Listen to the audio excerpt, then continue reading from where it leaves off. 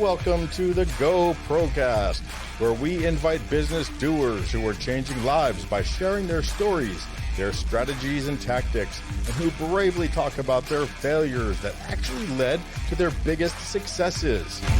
Now it's time to go pro with Jeremy Torres.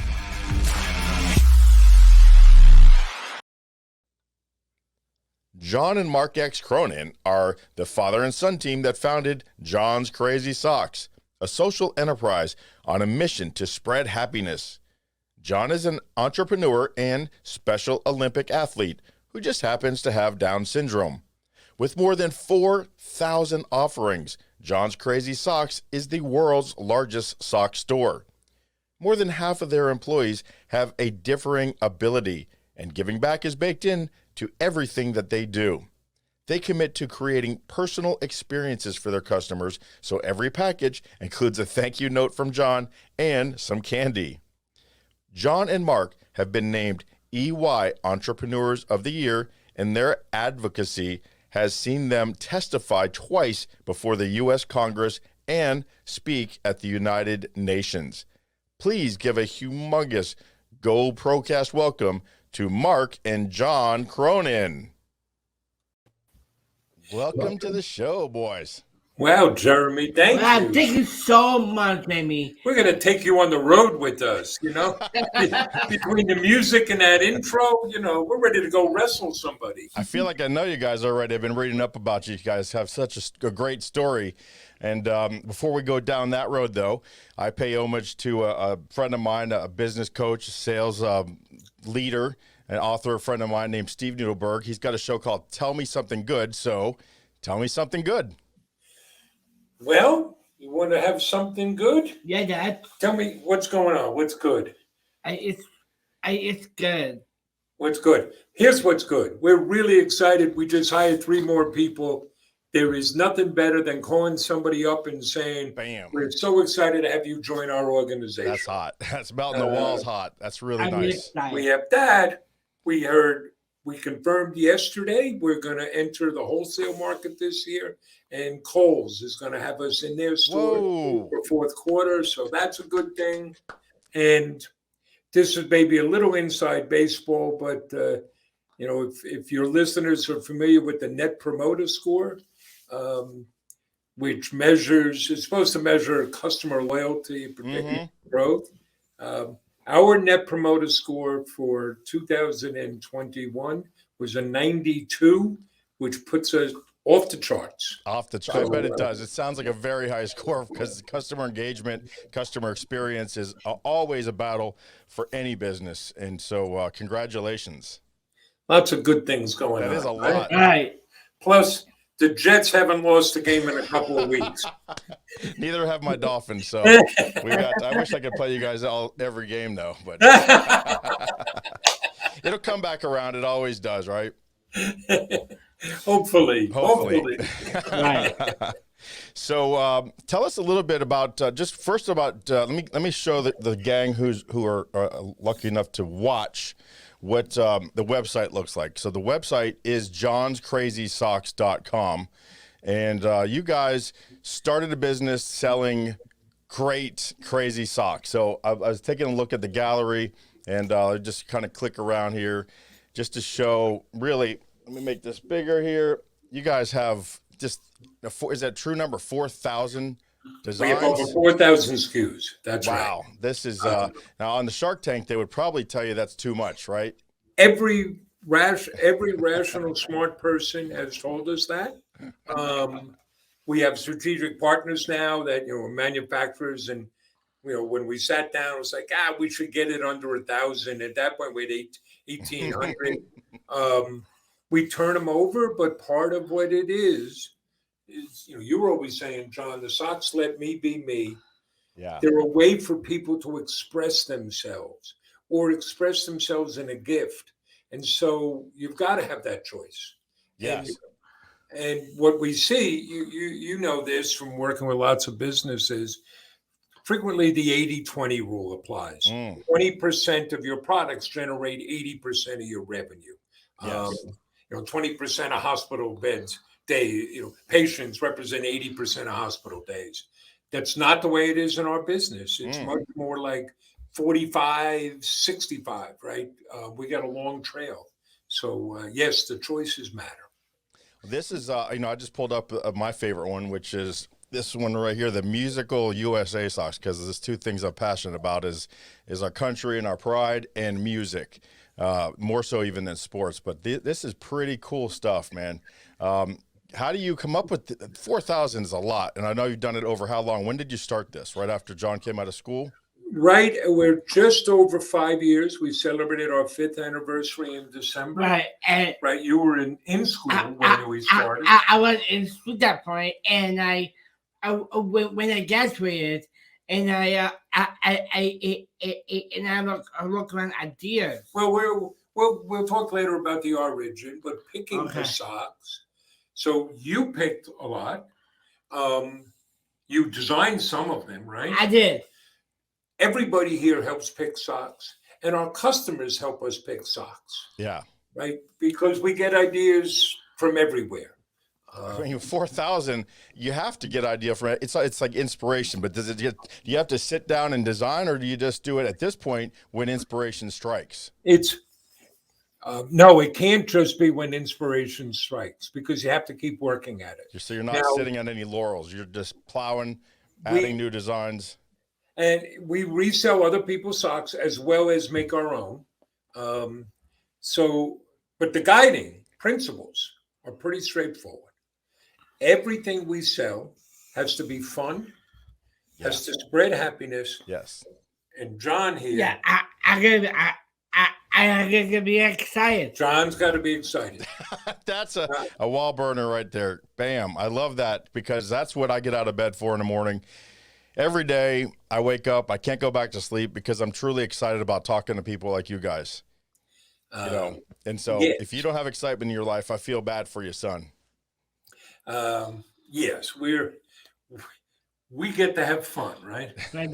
We get to do. We're very fortunate. That's what I call. I built this Get To studio, and I live my Get To life. I don't look at anything that I have to, even the bad stuff. Going to DMV, I get to go. It's a country where you get to go get a license and drive a car, and get a lot of freedom. So even the bad stuff, you have to look at it as get to. You get these experiences. Everyone's going to have it. It's the difference between how you look at it is the difference between happiness and misery. So I'm an old man now. When I was younger, I would read a lot of Jack Kerouac, who wrote On the Road, Dharma Bums. So here's how it is. 2 guys get on a bus in New York and they travel to San Francisco.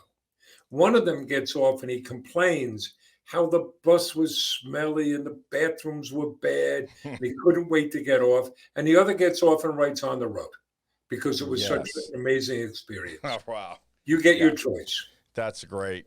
I like that idea. It's all about, so for him being in the right state, let him be creative enough to write a song that's going to live on in history forever. Look at us.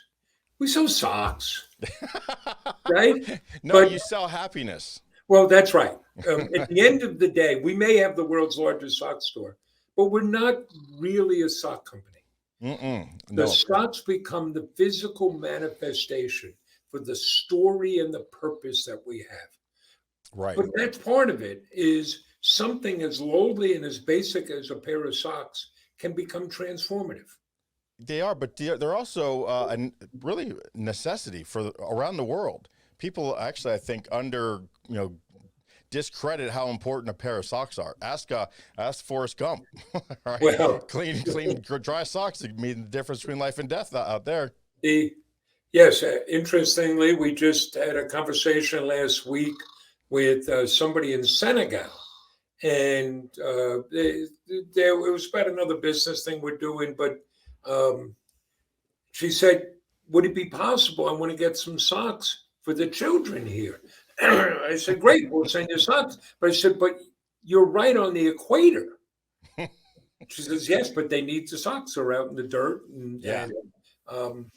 What we have to crack is we got to get people to buy socks in the summer. Well, yeah. I mean, I didn't wear socks I didn't even wear shoes until I had to go to kindergarten, being from Yeah. South Florida. But You're down in Florida, you're not wearing socks all the time. We got to change that. well, you do. I noticed something. Let me see if I can find this for 1 second here while you guys are looking at this. Let's go with just this, just cats and dogs. One thing I saw was you got I'm trying to not kind of surprise people because I think it always surprised me. Here, I can't really find them right now. Oh, here they are. Bam. Okay, here. Let me do this, and let me open this up a little bigger because I want to show everyone here. This is great. We're going to hire Jeremy as a salesperson. All right, so this is me all day long, and not the design. I don't want any hate mail on the design, but crew socks and ankle socks. Yep. I don't wear anything over the calf anymore. I don't recall ever seeing the crew size socks in funny, great, awesome, designs. Here's a patriotic. Go over here to your where was that? To the size, height. Oh, here it is. Crew and ankle. Bam. These are great. Yeah. We have lots of ankle socks. Yes. See, this is why you need 4,000 SKUs. Exactly. Now, so this is great. So I'm going to, I'm definitely becoming a customer. Let me ask you how does this work? When I become a subscriber, do I just kind of pick, like, say, 50 designs and be surprised how they show up in order from my choice, or is it just at random? You have a couple of choices.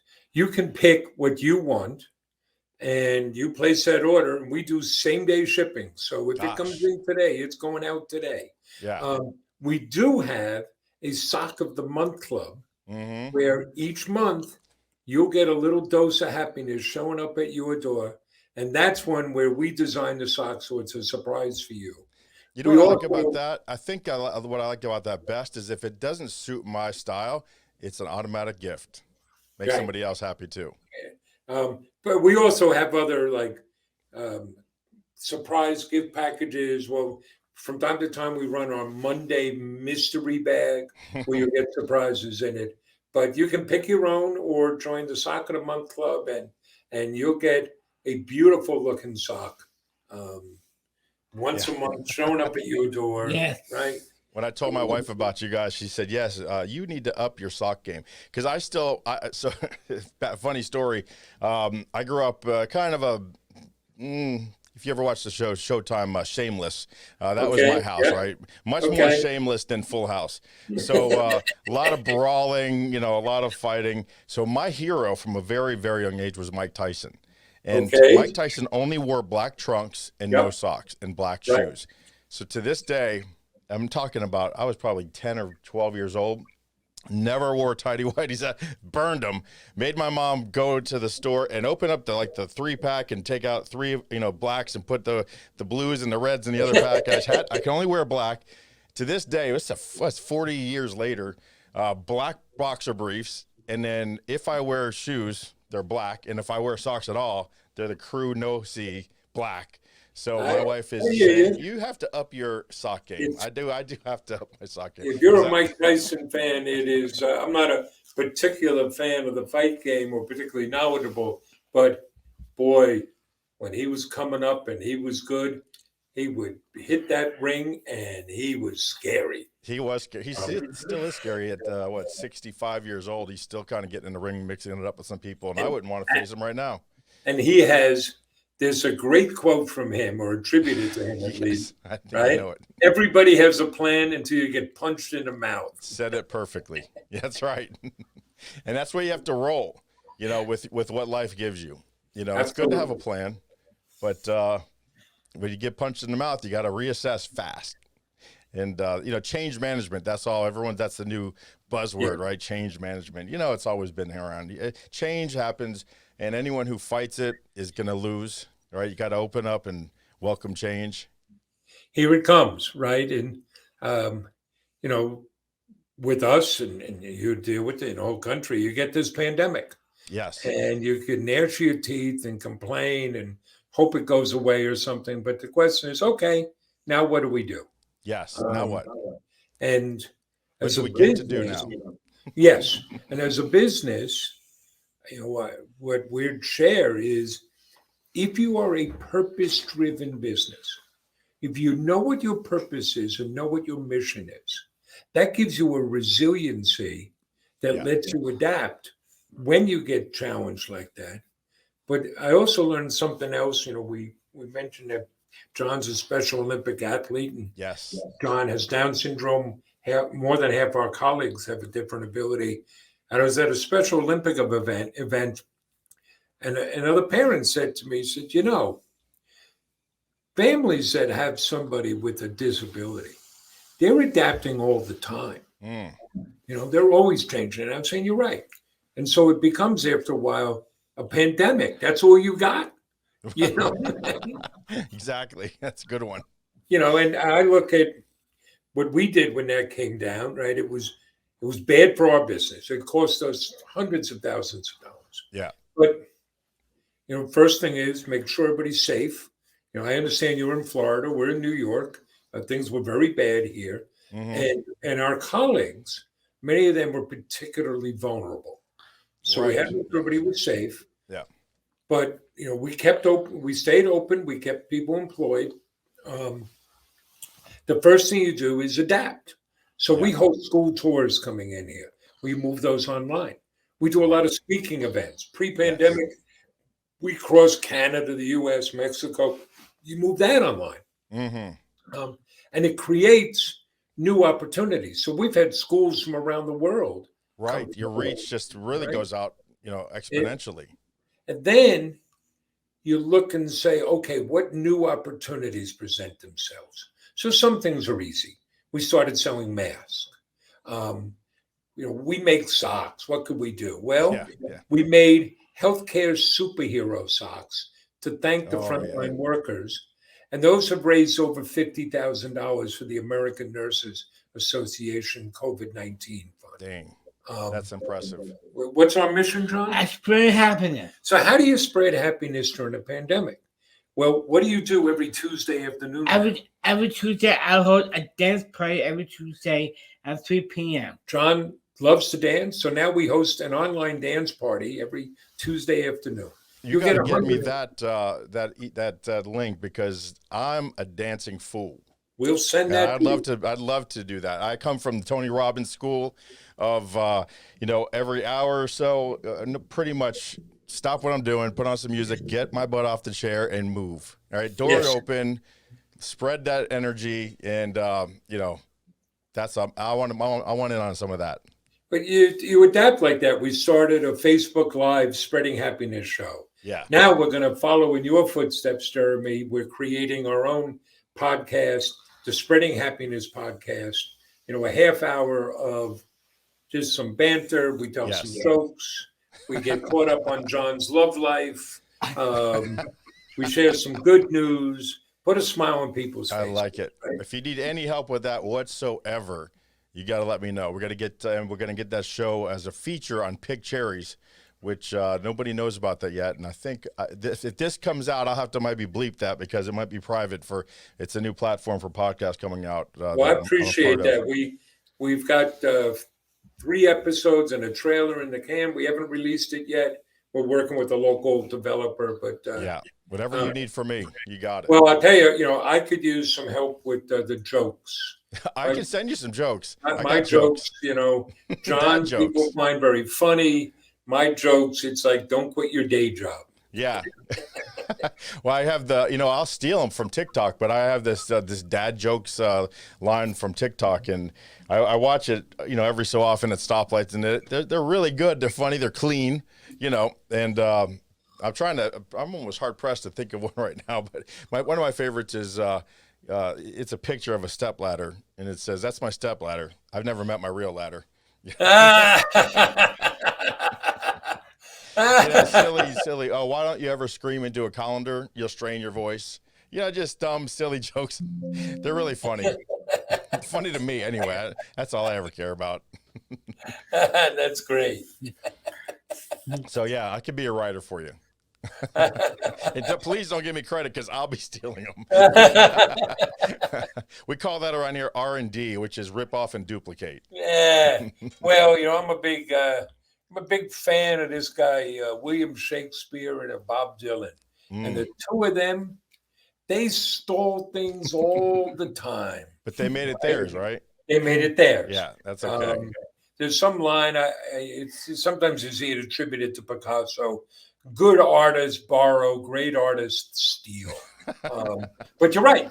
You got to make it your own. Yeah, Make something and then bring it and becomes part of who you are. Yeah. Part of your expression. Yeah, exactly. And it's hard to, I don't think anyone really thinks of anything original now. Everything's influenced. And then there's that degree of between influence and just plain ripping off. But if you're going to make money on it, you got to give, Yes. credit. You got to, give attributes. But in conversation, man, especially a motivating conversation, if I had to stop every single time and say who I heard that from and who I learned it from, we'd never get through a sentence. Right. Just passing on the love. At the end of the conversation, you leave the footnotes. Yes. So tell me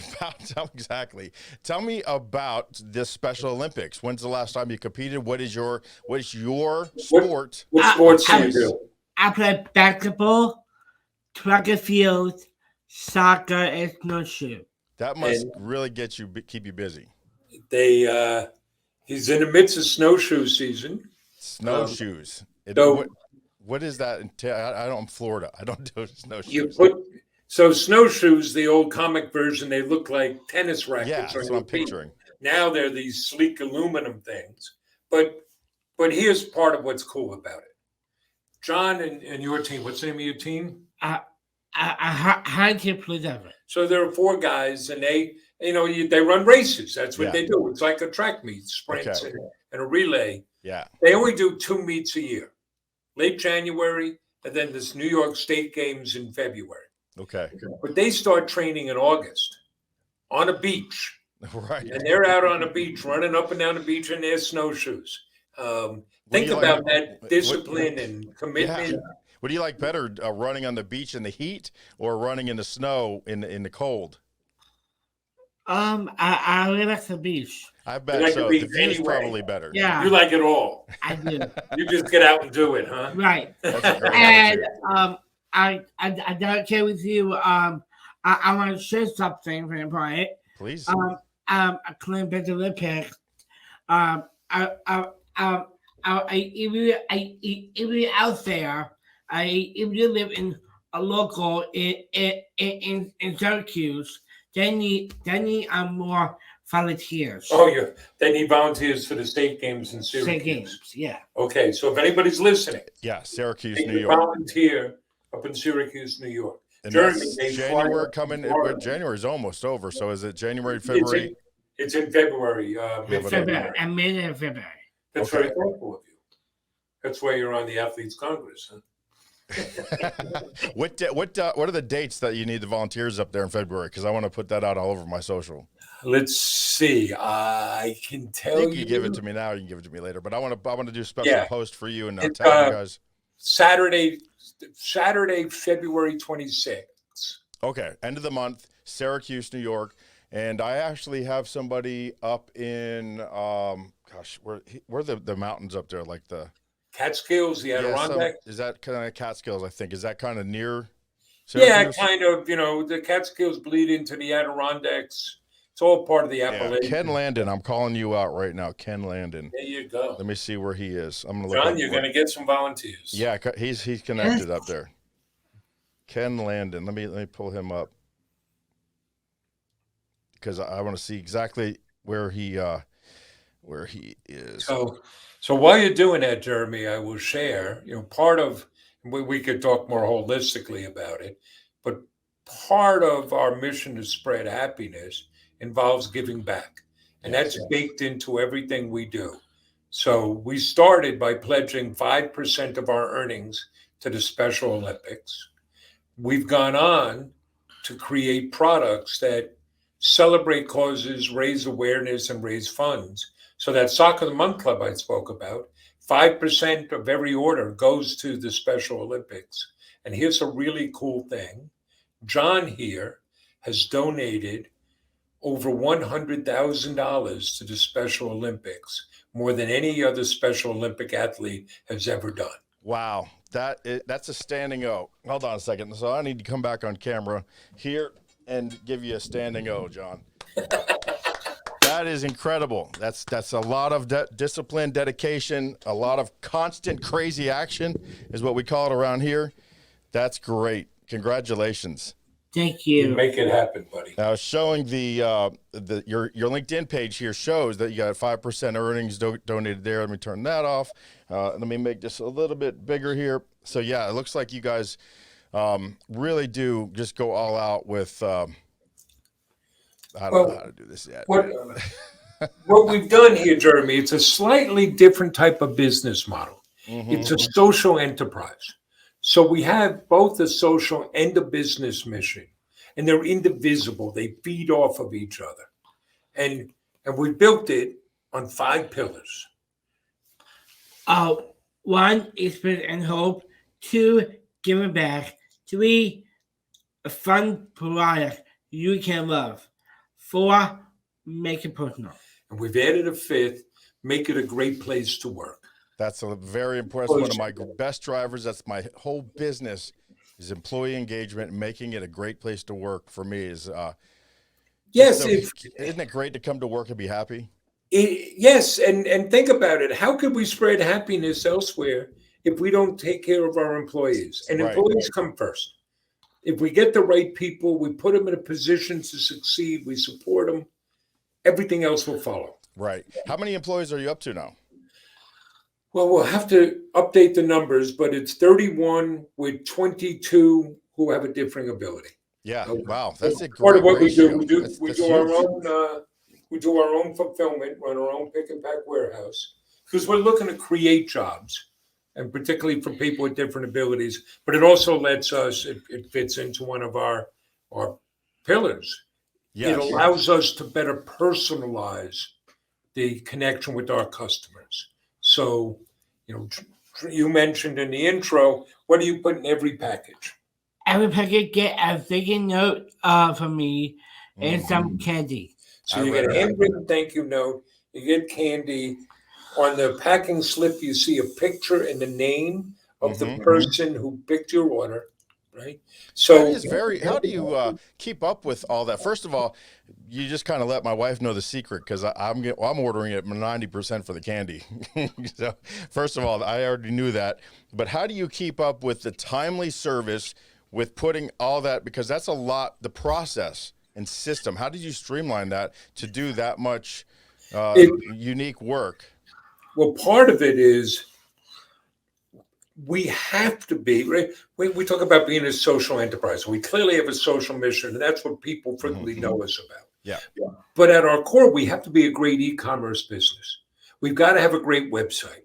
We've got to have that great selection. The products have to be great. We have over 29,000 5-star reviews, and the service has to be great. And think about it. Part of what we're showing, it's not telling, it's showing. We want to show other businesses the business benefit of hiring somebody with different abilities. So if that's what we're showing, if that's our promise, we have to show we can go toe-to-toe with Amazon, Target, Walmart, and all the rest. And in fact, we do better shipping than Amazon. And Jeff Bezos is not putting a thank you note and candy in those. No, he's not. And a special customized picture of who packed your box, which I would love to know. And they do a good job over there on that. But I'm going to put that to the test, because I'm going to become a loyal customer here. And Ken Landis, I found his thing. He's in a Crossroads Brewing Company in Catskill, New York. Oh. So if that's not so far, I bet you I could put some pressure on my man Ken to maybe get some volunteers over there. I don't know how far it is, Ian, but we could always stop at his brewery too. You could do that. They serve food. They serve beer, their own beer. They're great people. Talk about people over everything. Ken has sacrificed a lot for his people. We did, like a lot of businesses, you reserve a lot of URLs. We did reserve a URL for John's Crazy Ales. But you also asked about the packing. How do you do it? We work very hard at making that warehouse, that fulfillment run. And here's one of the things we do, which is I love that we do this. So, most businesses, particularly e-commerce businesses, you'll segment your email so you can better personalize things. We segment our fulfillment. So everybody gets the same ingredients, right? The thank you note, the candy, but we have 5 different base packages. So if you're a first-time customer, you get one package. But if this is your 5th order, you get a completely different package. Wow. That's right? a lot of detail. But it makes you stand out, though, right? It doesn't take much. Or I'll give you another example. Yeah. Because part of it is we want to make it personal. You want to share experiences. So one day, one of our happiness packers in our pick and pack warehouse, what do we call our pickers? Sock wranglers. Sock wranglers. And our packers are happiness packers. So one of our happiness packers comes and says, you know what? We send candy out with our products, right? But we sell socks for diabetics. So we're sending candy to diabetics. What's wrong with this picture? Right? So now we have a supply of sugar-free candy.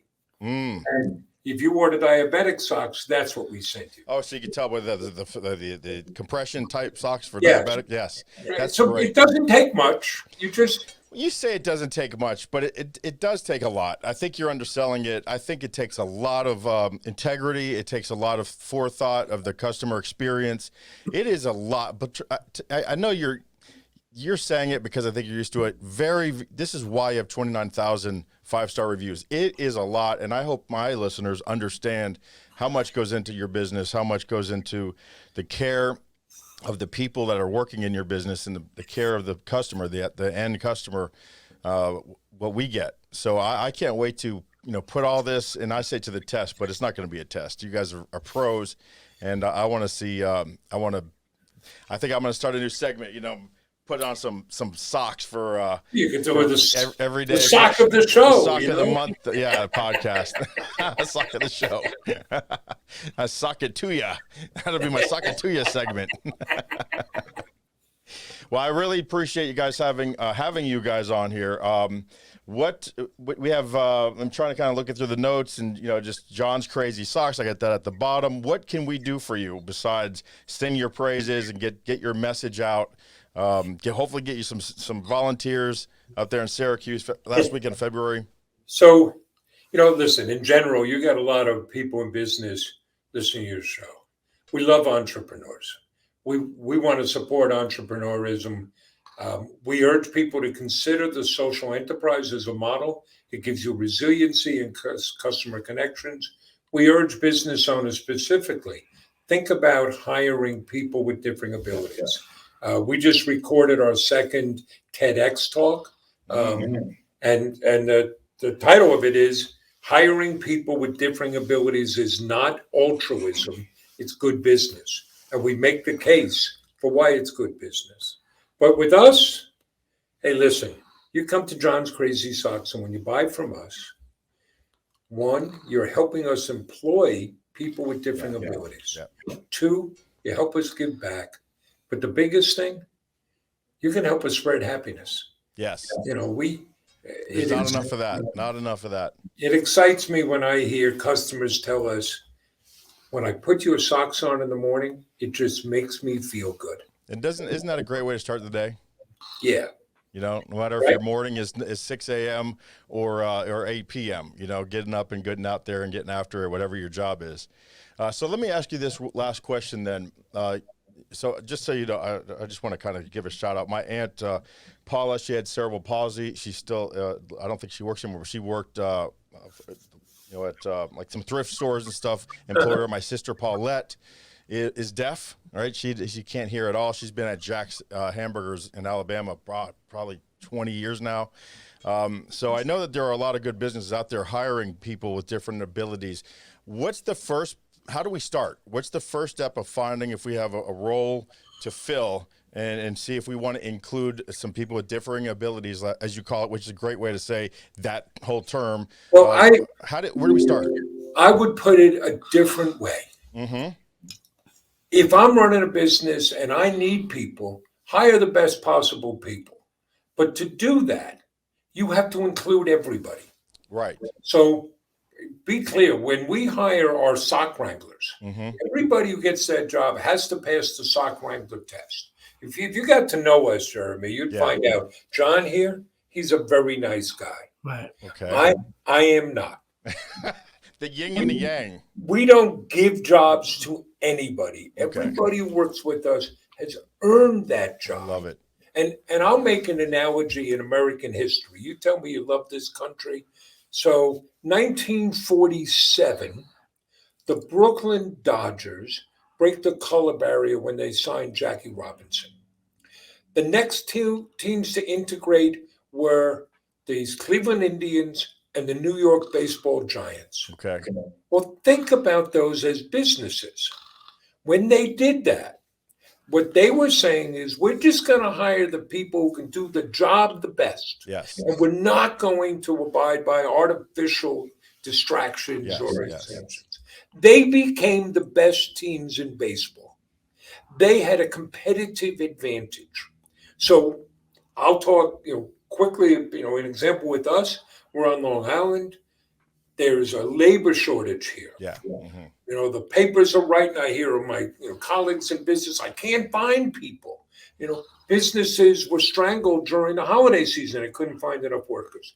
We have a surplus of great applicants because we're willing to consider everybody. Wow. It's not just us. It's not just this small business. There's a great series of businesses in Florida called Rising Tide Car Wash that does the same. But let's take this little software company based in Redmond, Washington. You may have heard of them, called Microsoft. Yeah. They're out competing every day to try to find enough good tech workers. Well, they pick their heads up. It happens that Satya Nadella, their CEO, has a son with CP. They pick their heads up and say, how come we're not hiring anybody, particularly people with autism who have many technical skills? I was just going to bring that up. Yeah. Well, the answer anybody in the field would tell you, well, it's obvious. They can't get past the interview. They may not look you in the eye. They may not give you a firm handshake. Well, Microsoft says, oh, well, that's our problem. Yeah. So they changed their hiring practices. Now they hire lots of people on the autism spectrum, and that gives them a competitive advantage. Yeah. So they give them a practical example of what the job duty is going to entail and see how they perform. Right. Right. And then go, listen, he might not be looking in the eye. Maybe he has to keep his headphones on, noise canceling, because noise gets to him, but look at him go or look at her go. IBM started a neurodiversity program. They've now, because it's been so successful, they've now extended it to 11 different countries. And, here's an example they gave of this guy, Dylan Raphael, who comes on. They send him to a client site to work on a quality testing application. There are other people who've been working there a long time. He comes in, he sees the world in a different way. Yeah. Completely overhauls what they're doing. He's been promoted multiple times. He's got a bunch of patents in his name, right? Because he's different, but that's the benefit. That's the benefit, right? Yeah. So if I come back, that's what you want to do. If you want to, support us, we would love that. You're helping us. You keep John off the streets. You help the us. lady safe. Lady killer. You help us. Hiring people. You help us give back. But it really is about spreading happiness. Well, I'm all about that. I created something called the Zen Van. It's a way to show mostly kids in high school, but it could be for anyone, how to identify what makes you happy, and then how to know what doesn't make you happy. It's kind of, if you can track it, you can if you can measure it. If you can measure it, you can improve it. So it's a little Zen diagram or Venn diagram of things that make you happy, and that way you can figure out and measure. Let's do more of this and less of that, and then just play around with it. I can't tell you how much I appreciate you guys, your time and everything you do for everyone. Thank you so much, Jeremy. Thank you so much. You're welcome, John. We'll be talking soon. Great. Thanks. Thank you. Guys. There you go. I mean, there's just another example of just American originality, John's Crazy Socks. Please check them out. I'm going to be a customer today, and I can't wait to show you guys what I get, the picture, the candy, the socks. We're going to have fun with this. We're going to get Ken's group out there in Syracuse at the end of February to help out with the Special Olympics, to get John his volunteers. We will see everybody who supports this show very soon. Thanks a lot. See ya.